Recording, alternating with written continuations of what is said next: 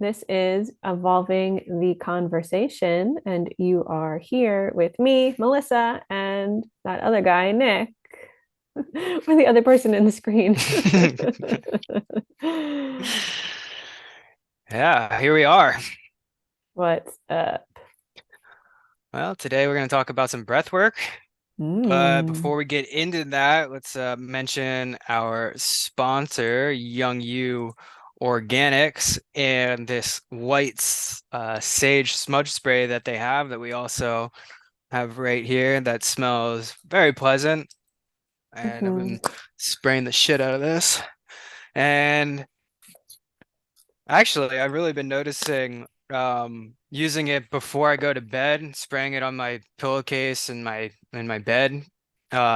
Really how that it enhances my dreams quite Mm, significantly compared to not using it. I really? definitely, yeah, it's In what really way does it quite enhance them?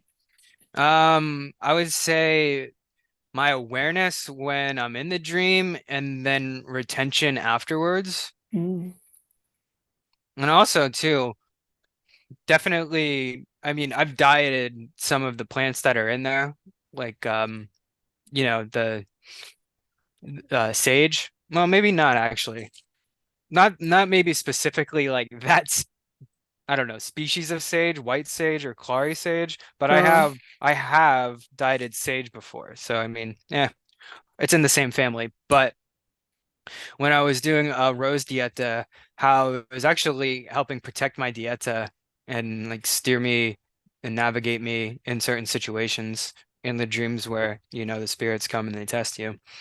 So definitely could recommend this, even if you're not, into shamanism and with dietas and plant medicines and all of that, just to have something that, gives a pleasant smell to the house. Highly recommend.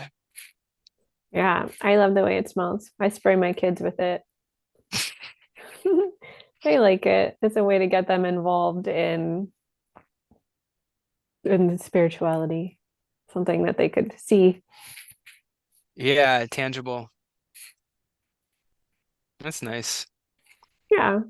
They also like to spray it if I ever forget to wash their sports clothes, which happens every now and then. Give it a little bit of a cleanse. Mhm. Spray off the loss, get ready for a win. Not that Yeah. there's anything wrong with losing. Uh, very true. It's always a lesson. Always a lesson, winning and losing. Yeah, or something to be learned. I don't know, lesson. Go sports.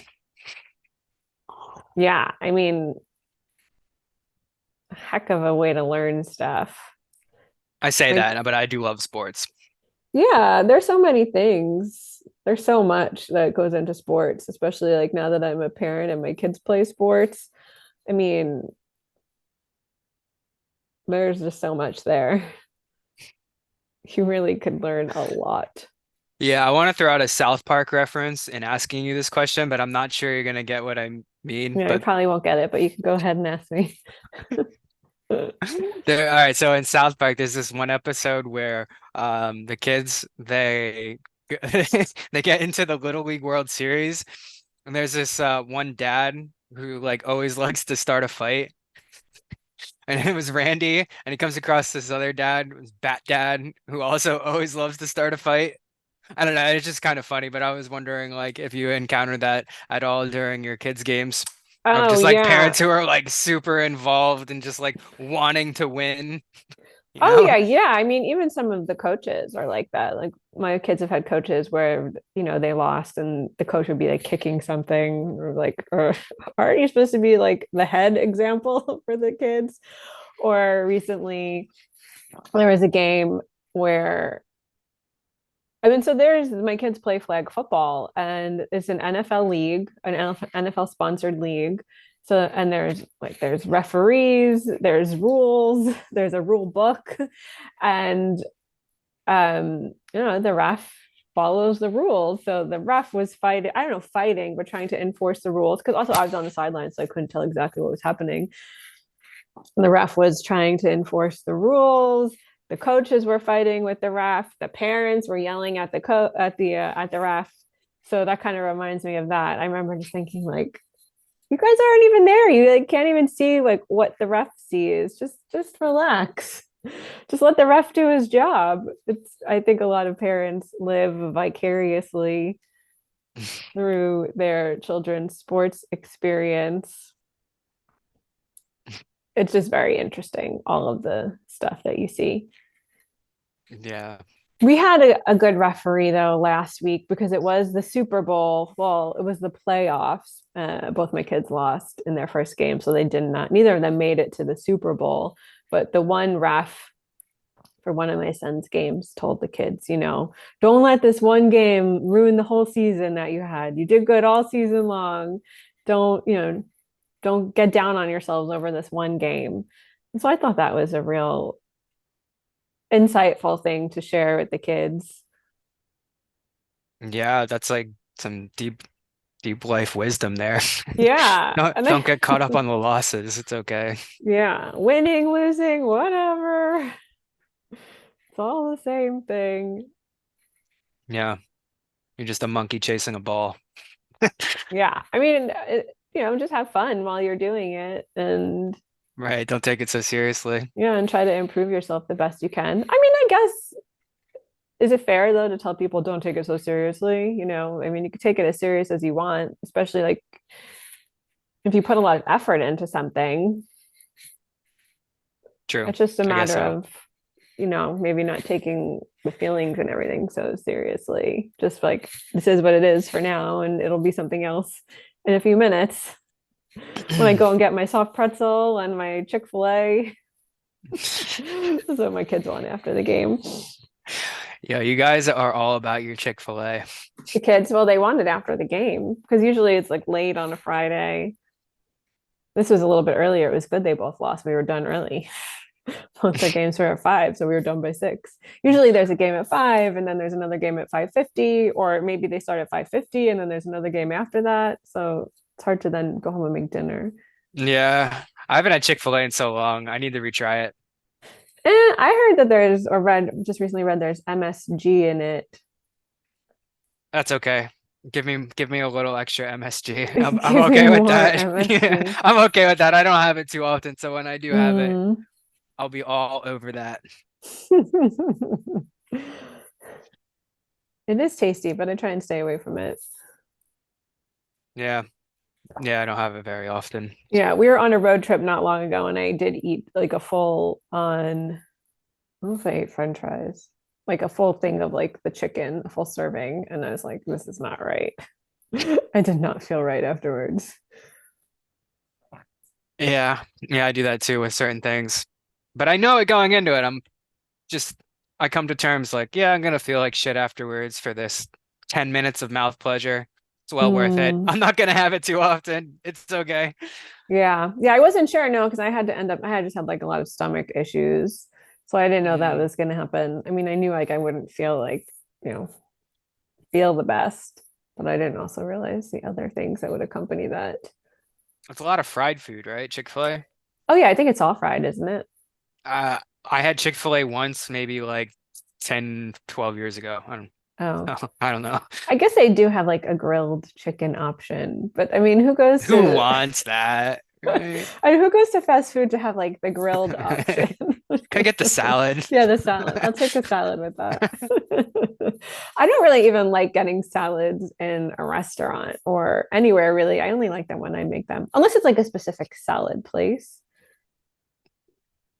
I don't ever go to a specific salad place. For me, Mm, if I go to a restaurant, I'm getting something that I can't or don't normally make at home. yeah, I like that philosophy. Well, I guess it's not a philosophy, Sure it is. Why not? whatever that word there is. The philosophy of going out to eat. Yeah. I get things that I can't make or Or don't that usually have. don't usually have. Exactly. So, breath work. We intended to really go on a little bit of a dive in breath work, and we have the breathwork expert here with us, Melissa. Me. That's me. You, that's all you. You are certified in guiding breathwork. Hmm. And I know from experience of having had been a skeptic of breathwork prior to working with Melissa that actually breathwork is just a really wonderful practice. And Melissa's a great practitioner of it, and she guides breathwork in a way where you know that it's coming from a person who's truly passionate about what she does, and you can really pick up on that Oh, during a guided breathwork session with her. thanks so much. So, That's a Melissa, lovely can compliment. I want to oh, ask you you're a welcome. question before you ask me anything. What Shoot. what made you skeptical about breath work? The whole language around it, Like breathwork. what language? That's it, breath work. I'm gonna have to work on breathing. You're gonna teach Oh, me how to breathe. Come mm, on. mm, You mm. know what I mean? Like it's just like there's like certain language associated with breath work itself where maybe I wasn't fully understanding about what it was or what it is. And it was just like that line of thinking that I just explained of like oh, I'm gonna have to go work on how I breathe. Oh, okay. Mm. Or like, oh, you're gonna teach me how to breathe. Like I've been doing this for 30 something years. I've been doing this since I've been shot out of the womb, all right? Yeah. So like that's where I was coming from. But then when I started to do it, I really started to really notice the way um that I feel afterwards, and I always feel great afterwards. I always feel much in a deeper, relaxed state. And then specifically with the intentions that you hold, it brings it to just a whole nother level than just like sitting there and breathing. Mm. So yeah, we can get into all of that. Um, but so for the listeners out there who, might be new to breath work, might not know what is breath work? So breath work is almost like you said, except you don't have to think about it working, but thinking about it as just consciously paying attention to your breath. And the way I learned is to always be breathing with an intention. I guess I don't always breathe with an intention, but I do try to pay attention to my breath a lot during the day.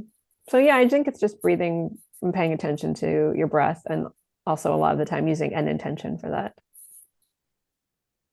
Yeah, and so, when you set up a certain period of time where, you know, you are guiding the breathing patterns or breathing styles, um, you know, can you give examples of what that might look like for someone who would be joining you in your Of what the guidance? intention of what the intention would be. Of what the intentions would be, and maybe if you could give examples of maybe different types of breath patterns. Mm-mm-mm. Yeah, so I think of the breath as being, it's the air, and something that I know we share in common is our, I don't know if belief is the right word, but our knowing that in, through, and all around everything and the air is going to be source or spirit. And so, with it, spirit has the infinite potential and infinite possibility because it's energy. So it has with it this infinite potential and possibility to bring movement, to bring change, to animate. And so I like to breathe with that understanding. And then, given that understanding, I kind of felt like you could really make your intention anything. And, it doesn't mean that it's going to automatically happen at the start of your breath practice or at the finish of that practice. But, for the day, for that practice, for the next step, you're moving in that direction. So I think, the breath that you use can really depend on maybe what the intention is, or if you have your own practice or something that you've been practicing for a while, the kind of style that resonates best with you, the kind that feels best in your body. So there's, breath that you could do that's more relaxing. So that would be something where your exhale is longer than your inhale is usually like a more relaxing thing. So like a sigh breath, you could do that now if you'd like. So a Yeah. sigh breath is just breathing into the nose and then exhaling out with a sound that's like a sigh. Yeah, like that.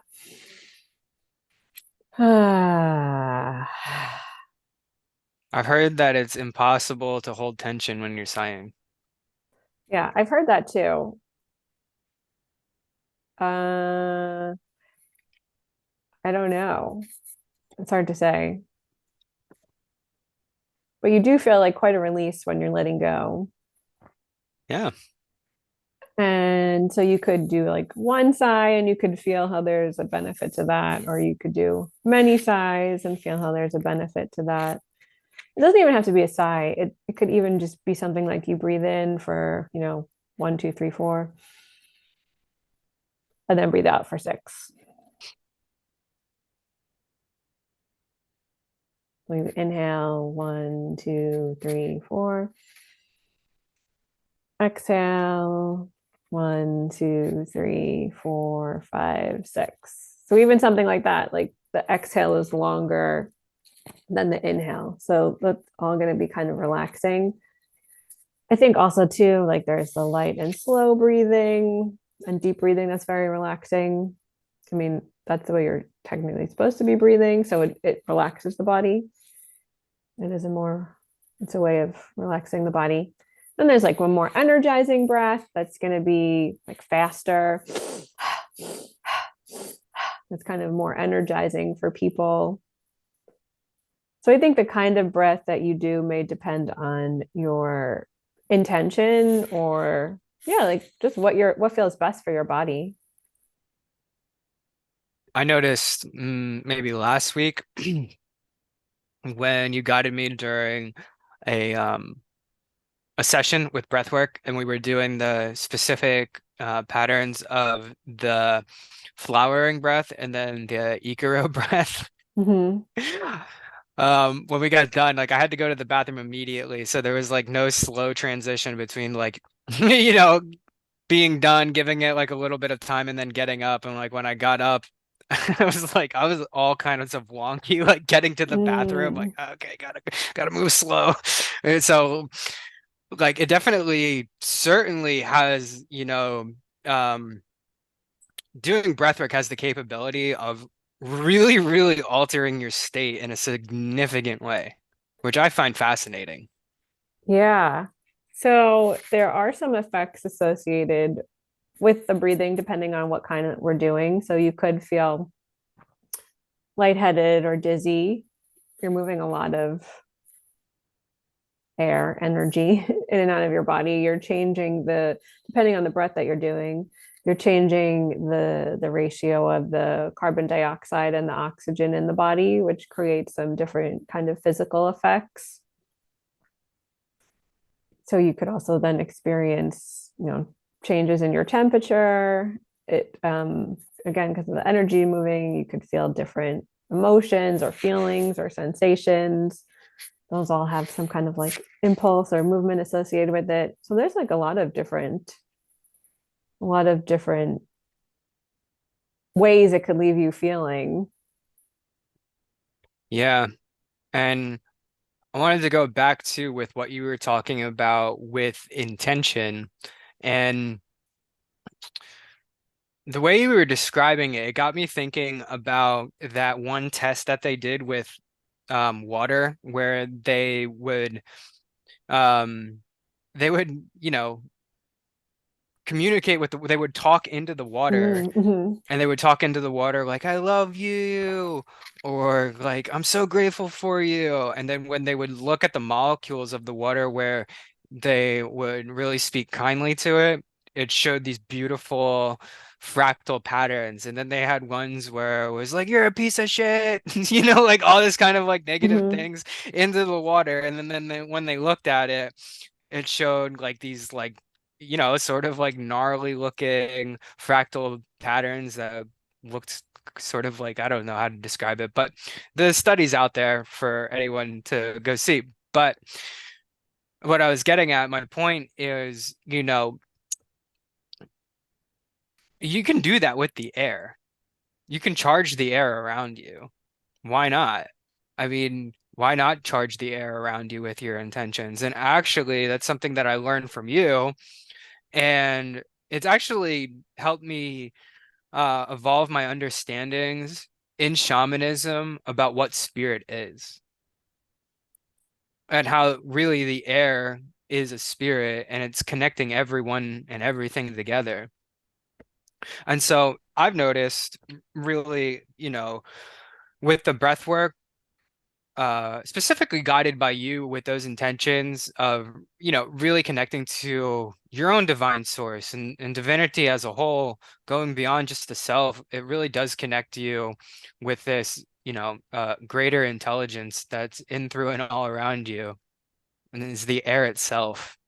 Yeah, I think that's a pretty powerful way of looking at it. I think I don't know, it does infuse it with a lot more meaning than I'm just breathing air. Like this thing that science tells me is the stuff I can't see, but sustains my life, that everything that exists uses Yeah, totally. in some Totally. way or another. Yeah. And even going, and even just like really simply, it does relax you. It relaxes me.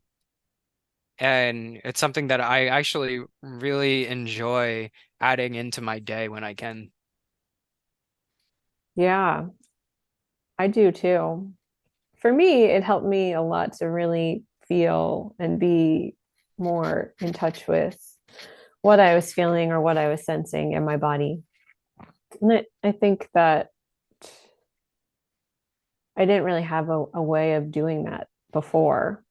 I had the understanding that I didn't have a whole lot of awareness of what I was feeling or my emotions, but I didn't really have a way of expanding or deepening that relationship.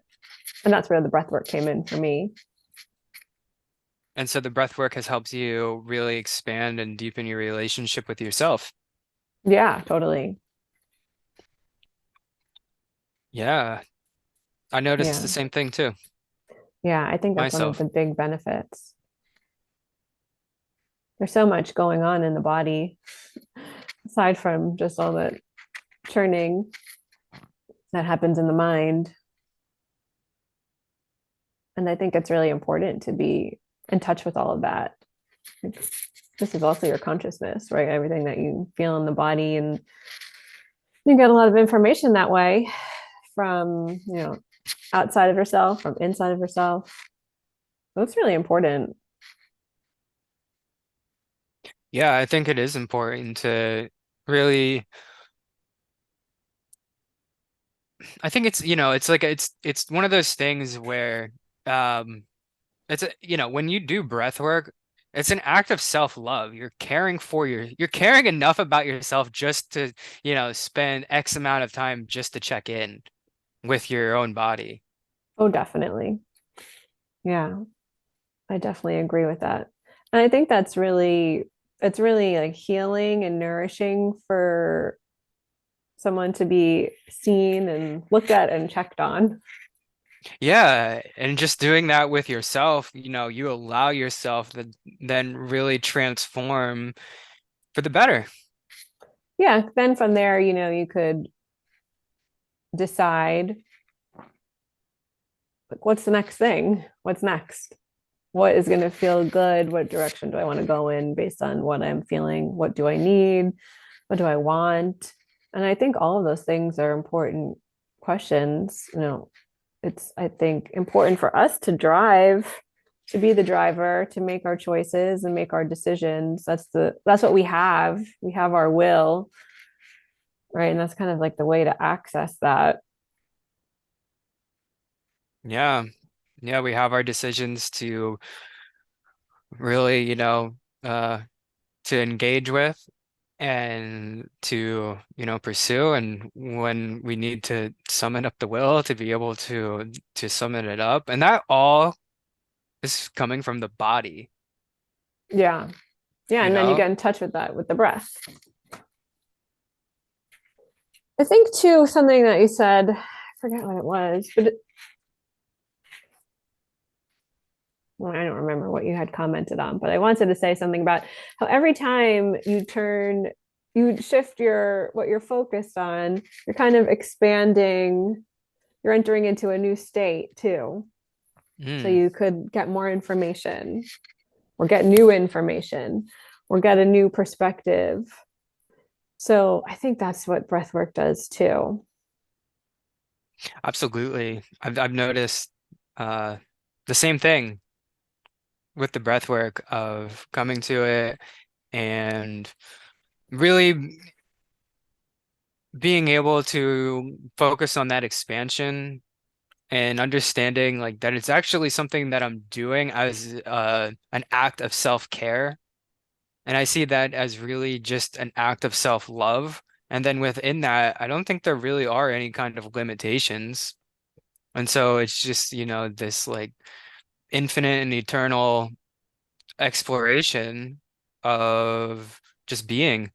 And I noticed a lot like yesterday when I was doing the breath work of how this was like a combination of a couple things, it, but the breath work was certainly there and present and helping me out. But I would just like go to like random memories, and then from there, it wouldn't just be the one very specific memory or memories. It would just be like, okay, it would be like, oh, the Disney vacation I had years ago. And then it would just be like my whole past. And then with that memory, just as, a part of that whole past. And then like I just kept going from like memory to memory. And then towards the end of it, just an awakening of my whole body feeling and then understanding that mind churning is really part of the whole body as there's no separation between your brain and the rest of the body, and that the brain is just shooting light and it's, one aspect of the body, but it's not the whole body itself. It's an important part of the body, but to really, get out of that whole process and then just to check in with the whole body all at once instead of just being so mind dominant. Yeah. So that was the experience that you had in your breath work that it helped you to have like a more holistic Yeah, it helped me. approach Yeah, it helped to me to something that you were experiencing. Yeah, it helped me to stop being so mind dominant. That's what it does. I Mhm. mean, Oh, definitely. I mean, a lot of my energy goes to really the way that my mind is working and just doing like mind dominant tasks all day. And to be able to just like, not be in a judgmental state around that, but to just like give that a break, it actually then helps you when you turn that back on to be able to focus the mind in a sharper and more clear way. That's what I've noticed. So you found that doing breath work helps you to focus better. Yes. And to be able um to direct the mind into certain tasks. It's like, if you were to go and like lift weights, you can't just lift weights all day. You need to give yourself a rest. Yeah, It's yeah, exactly like that. It's the same principle. yeah. I use it too as a respite from thinking. I have the tendency to be an overthinker myself. Yeah. So I've given my benefits from it, and um from what you've seen as being a guide in breathwork, who can benefit from it? Well, I think really anyone could benefit from it. I think that's one of the one of the best things about breath work is that everyone breathes. So it's really a tool that everyone can benefit from. And I think that makes it even more special, kind of what we were talking about before, and the fact that it helps us to connect to that unseen connection that we all have. Then really the breath is just another way that we are all intraconnected, right? It's something that we could all do, and it's something we could all benefit from by breathing with intention. So everyone is able to breathe, and you could do so, not ever paying any attention to it, or like we kind of talked about already, you can decide to pay attention to it and use it as a tool. And it doesn't have to be so. I've worked with you, Nick, and we've done some of the meditative transformational breathing where you're breathing very actively for a long period of time. It doesn't have to be that very intense kind of experience. It could just be sitting quietly for a minute or one breath even, and just turning into, again, changing that focus from off whatever you're focused on, and then just turning it into the body. So really anyone could benefit.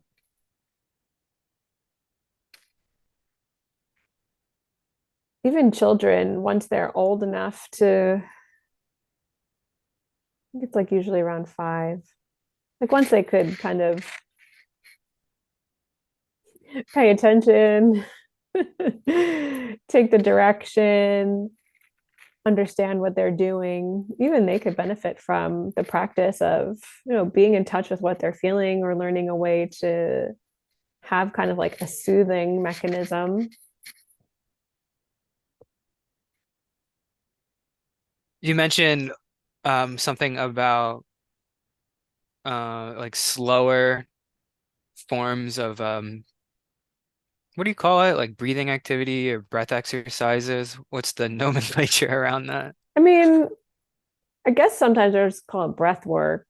So when I learned, we talk about integrative breathing. So that would be like breathing that you just, 5 minutes or less, let's say, where you don't have to stop what you're doing. You could do your breath work as you're driving in the car. You could do the breath work as you're standing in line at the grocery store. You could do the breath work, walking from the car to the house, or on the way to the meeting, or waiting for the meeting to start. You're just kind of integrating it, using it as you are in your day. And then the meditative or transformational, I mean, it's all transformational, really.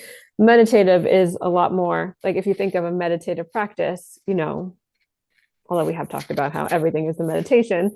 And traditionally, when you're meditating, you're going to go and sit somewhere quiet. Hopefully, you're going to like turn all of your attention inward. You're going to be focusing on this one thing, and you're taking like this carved out time to like do this one practice. So that's kind of like what the meditative breathing is. It's like you're taking this time to do this one like very active breathing that does have the intention of, it's almost like a big breathing treatment. I like that. Yeah. Yeah, Yeah. I think I one time heard my teacher maybe talking about it as like a macro kind of experience, and then like a micro experience. So Mm. the integrative thing would be more of like a micro, just kind of like adjusting as you go on about your day. And then the meditative experience is kind of like, I'm doing this thing to maybe have a big intention here, or even just for like, my practice for the day, or really whatever the intention is. Like, yeah, it's just a matter of, I think it's just a matter of what you enjoy or what you prefer. Yeah. Yeah. So just as an example, yesterday when I was doing the triactive breath, I was doing it very slowly, but I was doing it like I was expanding fully. So a Um, triactive breath is going to be a 3-part breath that you do yes. all through your mouth. And so you inhale twice. You inhale once into your belly, once into your chest, and then you exhale out. Yeah, so I was doing that. and I was doing it very slowly, but very deeply. And I noticed how um, just the change in tempo creates a totally different result at the end, Mm, which I find interesting and fascinating too, of like just how speed, whether it's slower or faster, can affect then the outcome of how you feel then afterwards. I was going to ask you this, um,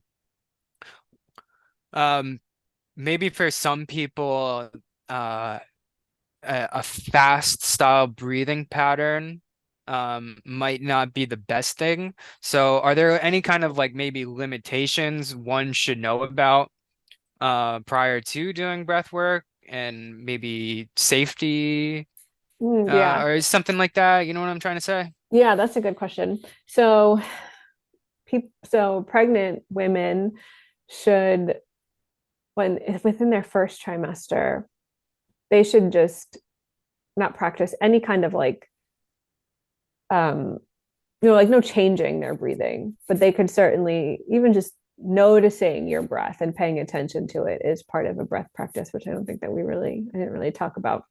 But again, just turning your attention to the fact that you're breathing.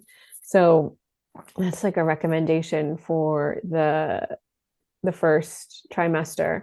And then I believe even throughout the pregnancy, they should avoid the kind of breathing that's very active and like the deep meditative breathing, because it can change. It does have the tendency to bring on like maybe sometimes strong emotions. And then there's evidence that that could affect the the health of the fetus. So so the active breathing isn't really recommended during pregnancy. That's not to say though, I mean, also, I think it's a good idea to always consult your doctor, right? Um, no matter what our ideas of doctors are, they do have a lot of health information. So it's always a good idea to consult with your doctor first. And then there's for the more active breathing, people that have heart conditions are typically advised to get medical clearance first. People that have epilepsy, people with glaucoma or retinal detachment or uncontrolled mental illness um, are also advised to kind of avoid the very active breathing without, again, if you have clearance from your doctor, that's fine. Um, yeah, and then sometimes too, people that have like anxiety might have a harder time with some of like the with some of the more like restful, quiet breathing, or people that have, this is not that like they're advised to not do it, but they might just have a more challenging time doing it if you're not used to being still and having to feel what's going on. It can kind of be unsettling. I think too, people with diabetes, it could lower, it's overall helpful to breathe like in a relaxed way, but I think doing some type of relaxed breathing, like the light, slow, long, deep breath that I would teach, um, it could lower your blood sugar, which could then like, throw off their blood sugar. So they're just advised to like test it. But ultimately it's helpful, beneficial for that condition. So really, you know, that's why I think it's really important to work with someone who has the knowledge and the experience of how to handle a specific scenario. Like you were saying, like there's a lot involved in this. It's not just like, oh yeah, I'm a breathwork coach because I breathe. Like, you know what I mean? Like it's Yeah. not exactly like that. There's a lot more, nuance and sophistication that's going on underneath the hood when it comes to the guidance of breathwork. Yeah. I mean, I think that's true for any person that you're going to deal with, right? You hope that they have you hope that they have experience with it and in it, and also, right, are aware of the precautions and have Right. some kind of framework for how to deal with your safety. Right. And breath work might get sort of maybe swept under the rug as far as that goes because of just like I was saying, like, certain people might have a predisposed idea about what it actually is before going into it, thinking like, like, oh, it's just breathing. Like, yes, it is just breathing, but there's it's more intricate and there are, like you were saying, certain um breathing patterns that you might want to avoid based on if you have a certain health condition. Yeah, definitely. It's good to check in with a breathing professional or someone who, like you say, does has more experience and just the fact that they breathe. Although I think that it's a prerequisite. Like breathing intentionally is a huge part of having a breath practice, I think, and having experience with it. That was one thing my teacher always talked about is the fact that you really want to embody the practice in order to be able to transmit it to people. Yeah, I get what you're saying, but like, a prerequisite to becoming like a a math professor is, algebra 101. But that I doesn't have a mean like because calculator. you take, yeah, I got a calculator. That doesn't mean like, My phone has a you're calculator in it. right, right. It doesn't mean though like you're an expert at guiding breath work just because you breathe. Yeah. No, that's a And good point. It's important yeah, to find a reputable professional to help you yeah, with it. I yeah. think at a certain point then too, you can, develop your own practice or develop your own way of your own style or do it on your own. Yeah, but what it's all leading back to is experience with it. Yeah, definitely. I think too, yeah, there's that preference. Although I definitely agree with you starting out. It's so great to have someone to guide you, especially someone that is knowledgeable. Absolutely. It makes a world of a difference. You like to do the guided breathwork exercises. Yeah, that's really like all I've been doing. I do like the guidance with it.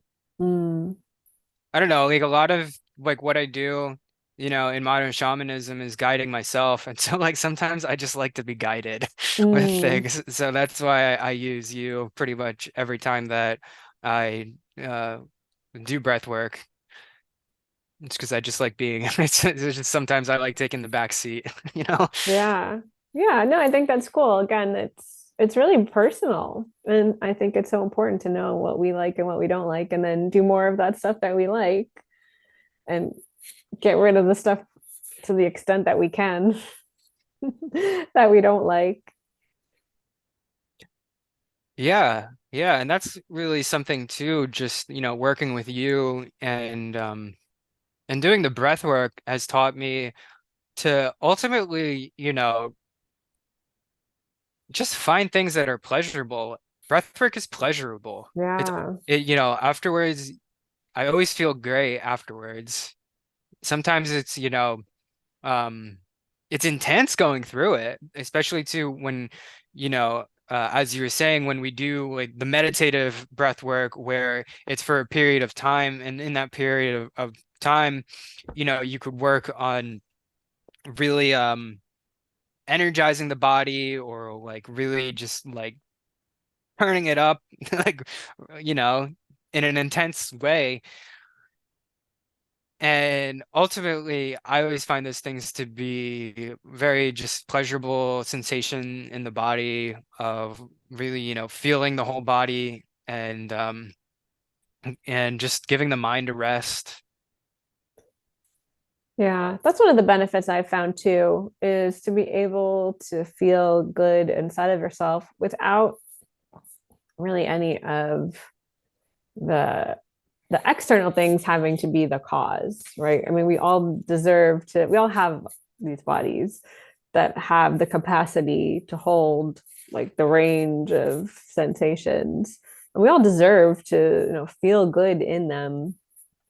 And I think you bring up a good point that breath work is a way to really cultivate that inside of ourselves. And going back to kind of what we talked about earlier with the sports, right? Like feeling good whether you win or lose. I mean, I think that's,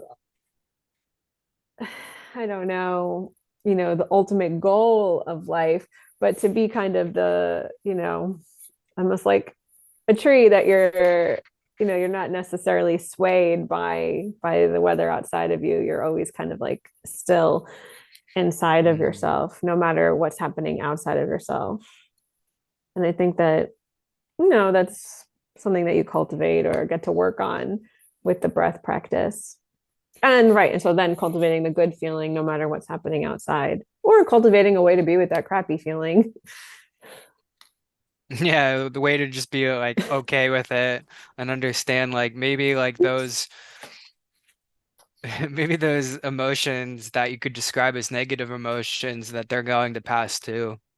Yeah. Or using the breath to pass with them. I think that's an important practice.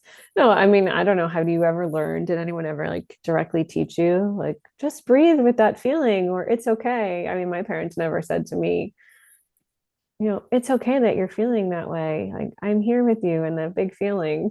Nobody's ever said that Yeah, to no me, I one's think, ever said that besides to me. you, to be quite honest. But I mean, Yeah, that's like such an essential practice it to is. being human. Yeah, and I think like what you're talking about is really coded in society of don't show up in a certain type of emotion because, you know, of Yeah. the way it's described. Oh, that anger, it's bad. That sadness, oh, it's bad. Don't be like that. And Yeah. so, like when that gets encoded in you, it creates all kinds of havoc in the mind. Oh, totally. And I just like yeah, I wasn't taught like that. I wasn't taught really by anyone like that. I wasn't taught by school but like that. I wasn't taught by parents like that or any other grown up when I was growing up like that. And so yeah, I honestly I think, if these practices get taught on more of a scale that, it could really just help people out. And Yeah. just like saying like, all right, like you're a human being, you're gonna experience anger, you're gonna experience sadness, you're gonna experience the full gambit of emotions, and that's completely normal. Everyone does. And while, what brings those emotions about might look different to the individual, the emotion itself is still the same. So what are we gonna do about it? What are our tools to be able to just, improve being comfortable and even being comfortable, with certain emotions that, are kind of uncomfortable. Yeah. A lot of them. Yeah, a lot of them, right? Yeah. No, I think that Yeah. was really well stated. And I agree. I agree. That reminds me too of something that's helped me, a way breathwork has helped me a lot too, is it just the practice, just for whatever reason, just helps to really create a lot of awareness, whether that's awareness of what's going on in the mind, or certain thoughts are gonna, or all thoughts are gonna cause a feeling associated with them. As you said, there's really no difference between the mind. Not that there's no difference. The mind and the body are connected. And they've actually read where some people say that the body is a reflection of the mind. And so, yeah, I've noticed it really helps me to tune into some things I'm thinking. And then from there, I could, choose what am I going to do with these thoughts, or choose to let them be okay, right? Just breathing with them and letting them be there and just witnessing them. And like you said, giving yourself, well, you didn't say this, but I think this is what you're kind of alluding to, just giving yourself compassion and just being with those feelings and knowing that, right, we're all human and we all experience this range that, you know, from good to bad, pleasant to unpleasant, icky to Ye- wonderful. Icky to wonderful. And I would still, look at what was the original intention of starting the breath work. the original intention of starting the breath work is to give something to yourself that is ultimately based in self-care. And when you ultimately are giving yourself something that is based in self-care, that's an act of self-love. And so, you know, like doing these kinds of practices is all about self-care. And I look at it too as like just like in the concept of repetitions of like, okay, I want to have a consistent practice with this. And I want to have a consistent practice with this because at the end of a month, I can, really look back on it and understand, where I was at the beginning of the month and then how I transformed through all of that to the end of the month. And then like, what do I look like now? And I noticed that with breath work, as you were saying, it really does create that awareness and helps you build more awareness in your daily life. And it's not like all at once, or maybe it could be for some people, but I don't know. For me, it's never all at once.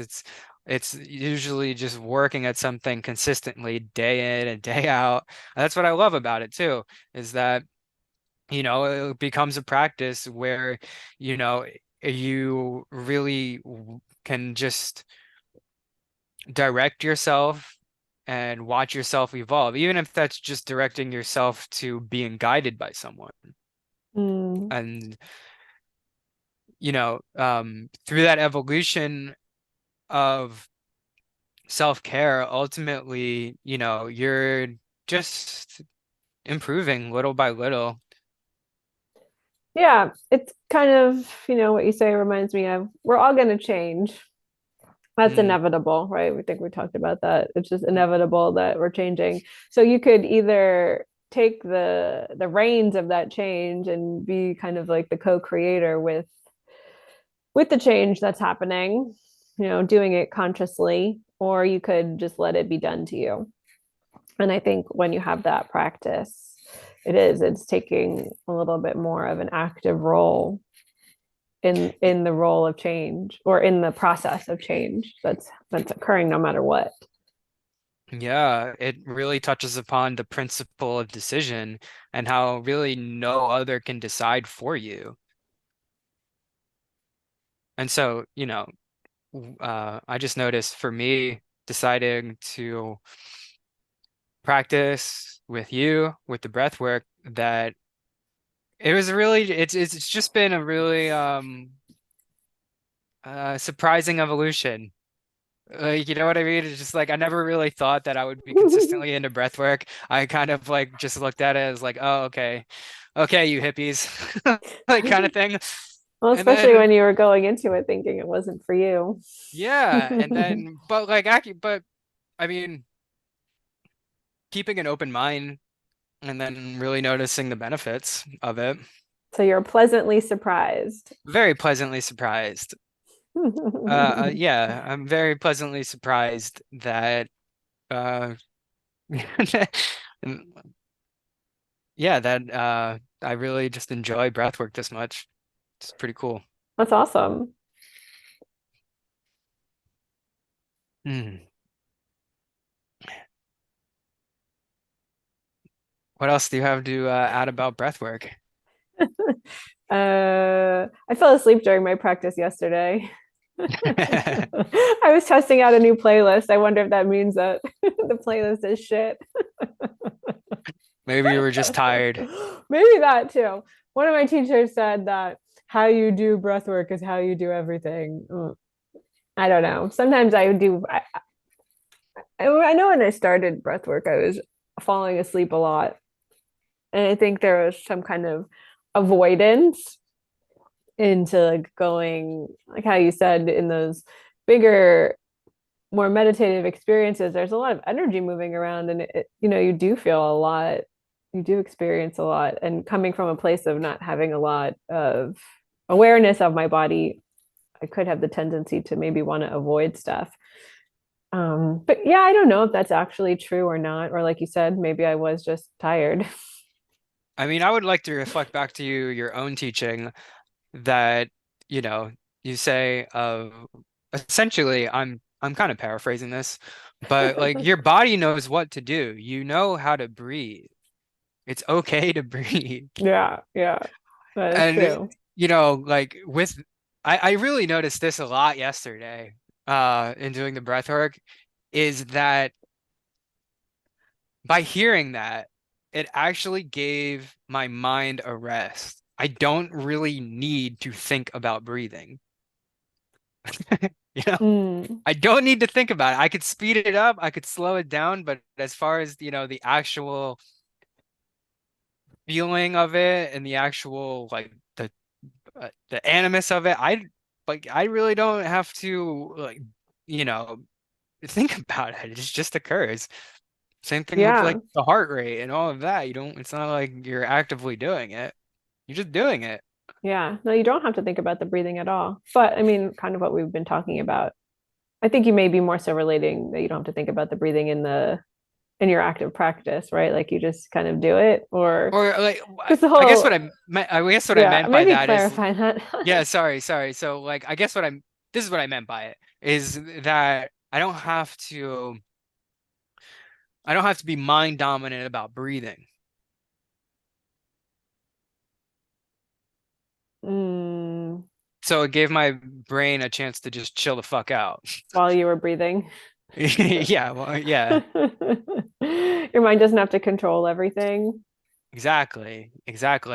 Yeah, yeah, that is a big lesson to take from those longer sessions is that, right, just let the breathing do the job. Yeah, and so it was actually like a way to just like tune into my own intuition. Yeah, your mind doesn't have to figure everything out. I mean, I think that, yeah, just like you said, it is a helpful way of tuning into your own inner knowing, intuition, guidance, wisdom, all that stuff Yeah, that could be that the mind has no idea of. yeah, yeah. I think The there's a mind's reason. like, where's the intuition? I can't find Yeah, right. The body's like it's right here. it. And the mind's like, where? I can't, I don't see it. Can I think about it anymore? I just want to chew on it just a little bit longer. I got to figure this one out. Just give me a few more minutes to solve this problem. The problem's already And solved. I was like, wait, are you sure? Give me a problem. Oh my God, that reminds me. One night after one of the my most recent ayahuasca ceremonies, my brain, I was probably just trying to fall asleep. And my brain all of a sudden was just like, what am I supposed to be thinking of? I was like, nothing. Just calm down. Like, wait, I'm on top of it. What do you need me to solve? I'm here to do it. I'm ready to solve it, whatever it is. I'm ready to take on any thought that you give me. How many ways can I spin that and figure something else out about it? That's actually a really amazing insight. It sounds like you have a really loyal inner voice. You know what I mean? Yeah, maybe. No, my brain tries really hard. I mean, I think all of us are just trying to keep ourselves safe and we just go about it in ways that we created when we were, 0 to 5. Mm. God, I mean that really loyal inner voice can be nurtured. Like, thank you so much. Yeah, I know it's important, right? To remember to not diss on the brain too much. It's only trying to help in the most unhelpful way. But Yeah, like honestly, like I look at all of these things as training. So like from what I find, the mind is the hardest thing to train mm-hmm, for sure. because the mind just is like it could just be, you know, like it takes focus and places it on one thing and another thing and another thing and another thing and another thing. And so to be able to just be able to quiet the mind and to be able then to direct the mind, I think it really does take something as far as a meditative practice goes. And I've noticed that with breathwork specifically, it really does help train the mind and the brain to be able to just calm down. which ultimately I think really leads to good feelings. Yeah. I think a lot of that may have to do with the body actually as well. Like when you have a calm body, it allows your brain to be more calm. Just how like they're mirrors. Yeah. Yeah, I'm not sure which one comes first, but you know what I mean, as far as Well, like getting the brain to calm down so the rest of the body to yeah. calm down, Well, or depending on how you're breathing, because some of the breathing techniques, if you are optimizing the balance of the gases in your body, it just create and also then like optimizing like your nervous system, you are creating like more calm in this like whole part down here, which then could be reflected in the brain. But yeah, it is kind of like a which came first. Like you have this emotion, so you're like trying to figure it out. Or your brain is doing this, making this go like, it's a feedback loop one way wherever it starts from. But I yeah, think the breathing does help to interrupt that and then help create new patterns. absolutely. I've experienced that with it of just, getting everything all at once to just calm down, focus singularly on the breath and the sensations of the body. And, when you do that over an extended period of time, it helps you calm down. Yeah. So I think that is certainly one of many benefits that one could have with doing types of breath work. Yeah, I totally agree. Yeah. So, even just paying attention to your breath can help you to calm down because there is this function in our brain that, so like if I were to go like this, you would probably know what I'm going to do next. Right. Yes, unless you just totally like throw me off and No, I'm not. whip it Right. across the room. Exactly. I'm not going to throw it across the room. That would not be great for my computer or my mug. But so, right, like what's coming next. So there's part of our brain is able to take actions that we sense and make assumptions about what's happening next. It's called a SIMA function. So when we breathe and just pay attention to the breath and see like, okay, we're inhaling, next comes the exhale. After this exhale comes the inhale. After the inhale comes the exhale. Our brain could make a prediction based on what it's noticing. And then it could relax because, oh, okay, I know what's happening next. The exhale's coming. Oh, and then the inhale's coming. So just by paying attention to your breath, it allows your body to kind of relax and doesn't have to do that like constant scanning that it does about around the environment, making sure that we're safe and protected. I remember doing that during the ayahuasca ceremonies where it's like breathing in, next one's breathing out, next one's breathing in. Yeah. It's just a really great way to keep yourself calm. Hmm. Yeah. Yeah, because it's just like it's that predictable. Mm-hmm. Yeah. Yeah. Good thing you have that amazing breathwork teacher, Nick. I know, right? Can I get her number? Shout out to Melissa, buy her shit. Hi. That's me. Yeah. Yeah, I mean, there is a reason that people have been, you know, doing these practices for thousands of years and talking about these practices for thousands and thousands of years is because there's thousands and thousands of years of this actually working at being able to create positive transformation and a positive evolution. Yeah, I agree with that for sure.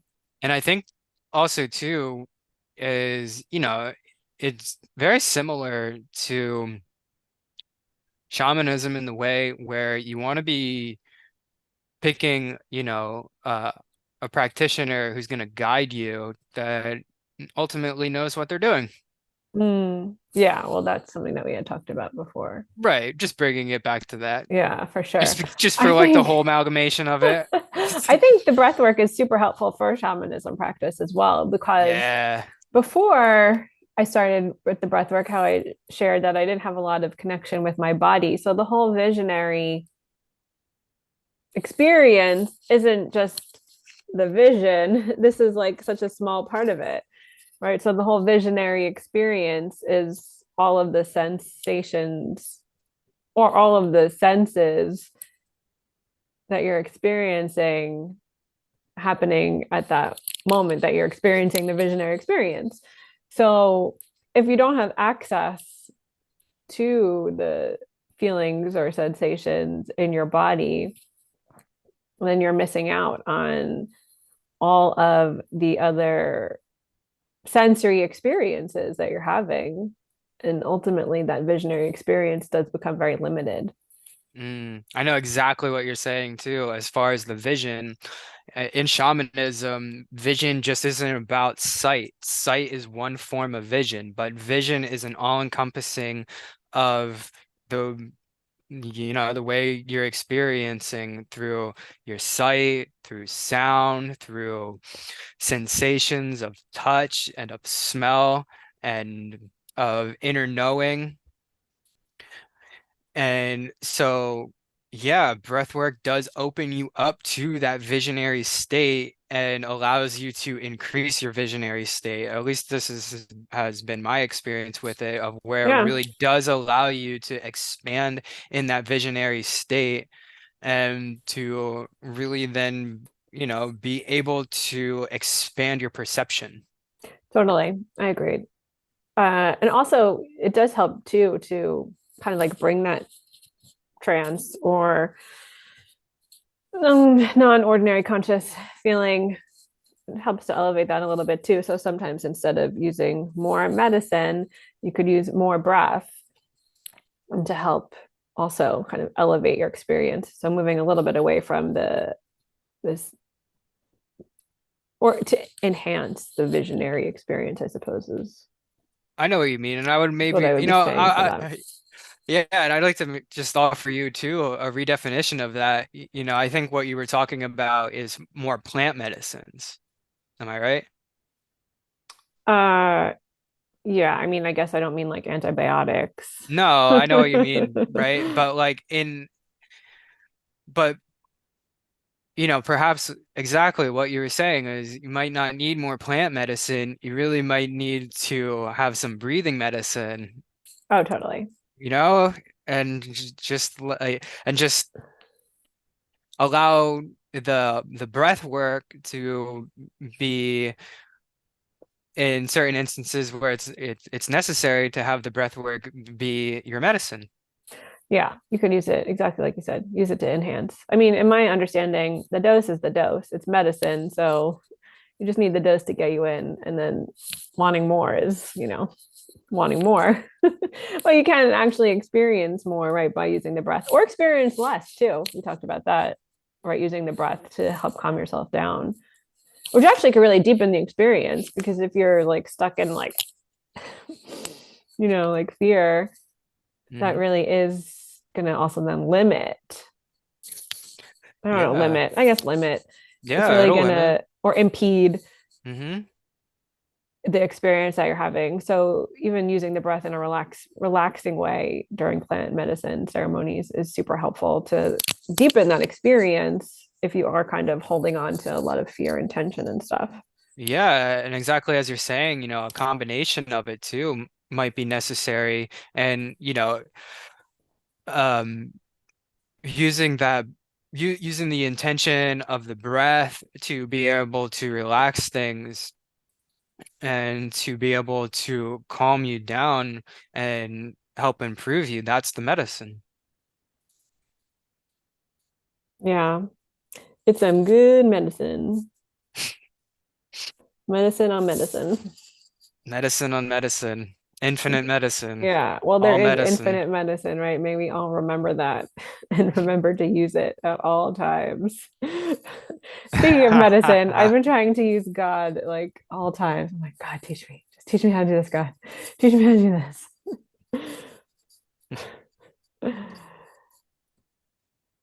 I'm relying heavy on that Divine medicine. medicine, Hmm. divine medicine, the breath, Hmm. in, through, and all around everything. Air. Hmm. Love it. Heard it here first, folks. All right. Okay. I think it's a good time to wrap it up. Yeah. Thank you for sharing about breath work and the ins and outs of it. This was a pleasure. Yeah, it was a fun conversation. And if anyone has anything, any breathwork experiences they'd like to share or questions about breathwork, we'd love to for you to leave it in the comments. We could respond on, as I say, a subsequent episode. Is that the right way of using that word? On another episode, an episode in the future. Yeah. Yeah, for sure. If you Yeah. have topics you'd like to discuss, you know, Yeah, leave that put in it the in the comments. comments. And also, if you liked this episode, go ahead and hit the thumbs up, give us a like. And also, we would love for you to subscribe. That way, you know when we release our next episode. Yes, and I don't know if Melissa's going to uh market herself, but if she's not, I'm going to market for her real quick. Oh. She's the breathwork practitioner. So if you're interested in a breathwork session, I'm going to share some links, if that's okay with you, Melissa, in the Yeah, sure. comment I should for have someone. marketed myself. Right. That's why I'm your marketing. So so yeah, if you're interested, just follow those links to get in touch with Melissa, and yeah, she can Yeah, that guide would be you. amazing to work with you or whoever is interested. I just love helping people. It's so fun. Mhm. Thanks everyone for tuning in thus far. Thank you, Melissa. It's been Yeah, thank fun. you, Nick. Thanks everyone for checking us out. Enjoy the rest of wherever you are in your day. Bye. Peace.